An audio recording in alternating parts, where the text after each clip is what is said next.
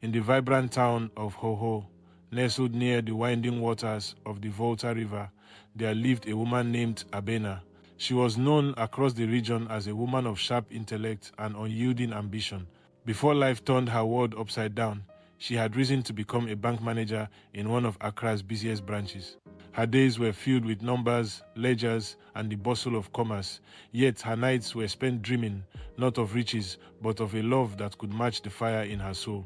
It was in one such evening, in a modest yet elegant restaurant near the main market, that fate introduced her to Kwame. She noticed him immediately, a young man whose quiet demeanor seemed at odds with the chaotic energy of the town. His eyes were pools of vulnerability, his movements careful as though each step carried a secret weight. "Good evening, sir," she had said, approaching his table. "Are you alone?" He looked up, startled, his lips curling into a polite smile. "Yes, just thinking," he replied, almost whispering, as if words themselves frightened him. Abena found herself smiling in return, drawn by something she could not name. She learned that he had been struggling to find work, wandering from one place to another, surviving on odd jobs.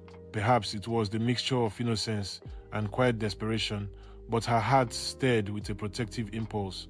Within a week, she had offered him a position at her bank, not because she had to, but because she wanted to show him a world he had never imagined.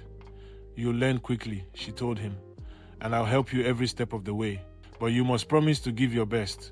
Kwame nodded, his gratitude silent, but visible in the way his eyes glimmered. And so their bond began, first as colleagues, then as inseparable companions, until love bloomed with the intensity of the Ghanaian Sunday. Their wedding was a celebration to be remembered, a mixture of laughter, drums, kente cloth, and the aroma of fufu and palm nut soup. Friends and family danced under the open sky as the couple exchanged vows beneath the shade of an ancient baobab tree. Life seemed perfect, but destiny, as is often the case, had other plans.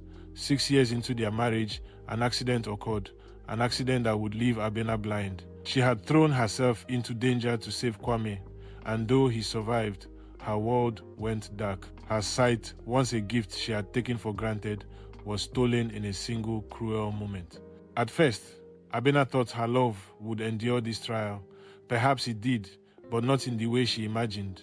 Kwame, once tender and devoted, began to reveal a side of himself that she could neither see nor fully grasp at first. He brought women into their home, women who laughed in ways she could hear but not witness. He loved openly while she sat beside him, trapped in a darkness that betrayed nothing but allowed everything. The most audacious of these betrayals came when he brought a young girl, bright, vivacious, and obedient, into their home as a house help. He would laugh with her, lean close, whisper words Abena could only imagine. He would lie beside her at night while Abena sat in silence, unable to witness the cruelty before her eyes. And yet, she had no proof. Only the echoes of laughter, the shifting weight of bodies in the night, and the hollow betrayal that stabbed at her heart. It was during one such day, as Kwame took her out for lunch, a daily routine he had insisted upon to maintain the illusion of normalcy, that the madwoman appeared. Mame Ezi was known throughout the town as eccentric, sometimes frightening. Her hair was tangled like the roots of the trees she often communed with, and her eyes were wild, yet they held a strange clarity. "Abena," Mame Esi called, stepping into the sunlight like a spirit of old tales. "Look at me." Abena blinked against the Sunday. I cannot see you," she replied instinctively, though her mind caught the shadow of intent in Mame Esi's presence. "Your eyes are open, but you cannot see," the woman said, her voice carrying the cadence of the river itself. "I will give you sight again, but there is a task. Do not reveal, you see. Watch carefully and learn the truth of the heart that betrayed you." Before Abena could question, a strange warmth flowed into her eyes. Colors returned, shapes formed, and the world she had longed to touch with her imagination came alive in vibrant clarity. She could see once more, but she remembered Mame's warning. Act blind, for only then would the truth reveal itself fully. Returning home, Abena feigned blindness. She watched Kwame with a patience that was terrifying in its precision. She noted the subtle glances, the whispered calls, the way he leaned toward the girl in the evenings, confident she could not witness. She listened to conversations in the kitchen, in the living room, even in the garden as the cicadas sang at dusk. Then she turned her attention to the girl, the house help. Slowly, Abena began conversations. "How do you find the work here?" she asked gently, her voice soft but carrying an edge of curiosity. "Do you like living in the city?" The girl, shy at first, began to open up, sharing the burdens she bore and the hopes she held. Abena's kindness was like a magnet, drawing trust, and trust, as Abena knew, was the first step toward justice. Together, they began gathering proof not just by seeing, but by understanding Kwame's patterns, his habits, his deceit. Every lie, every betrayal, every hidden love affair became clear through careful observation and clever questioning. Finally, the day came when Abena struck. She invited friends, family, and neighbors, creating a gathering filled with laughter and casual chatter. Kwame, unaware of the storm gathering, moved through the room confidently. But when Abena stood and spoke, her voice calm, clear, and resolute, the air shifted.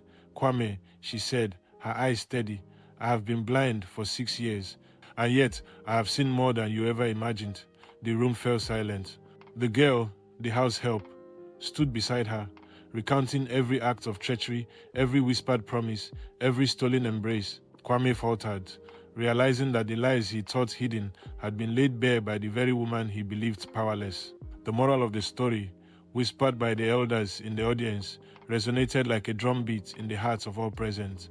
A woman who is patient, wise, and just even when blind cannot be deceived, and truth has a way of revealing itself in the eyes of those who wait. Maame Esi watched from afar, her smile crooked but knowing.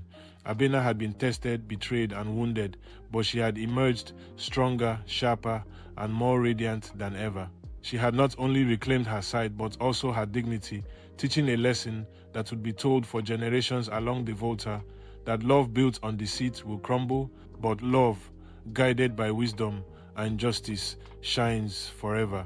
And so, the tale of Abena teaches us that patience, wisdom, and a steadfast heart can see through even the darkest betrayals. Remember, even when the world tries to blind you, the truth will always find its way to the surface. Abena's story became legend, a tale of blindness and sight, betrayal and patience, cunning and moral triumph. In the towns along the river, children still whisper her name, and the elders nod knowingly. Even in darkness, the truth can be seen, and justice will find its way like the sun rising over the Ghanaian horizon. And so, the tale of Abena teaches us that patience, wisdom, and a steadfast heart can see through even the darkest betrayals.